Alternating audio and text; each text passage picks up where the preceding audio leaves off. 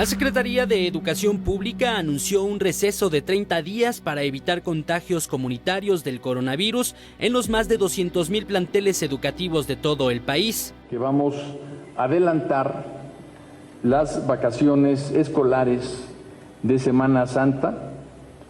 Desde el último día de clase será este próximo viernes 20 de marzo.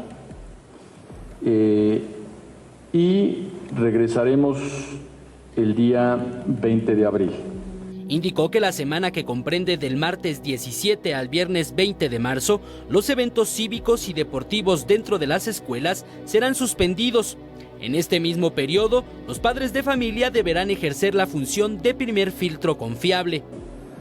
Se trata de que al llegar a la escuela, las madres, padres y tutores entreguen una hoja en donde se diga que le lavaron las manos al salir de la casa a la niña o al niño, que la revisaron o lo revisaron y no tiene fiebre, que no tiene síntomas de tos seca, dolor de cabeza, y entregar firmada esa hoja. Las y los docentes también asumirán la responsabilidad de aplicar un segundo filtro. Este filtro escolar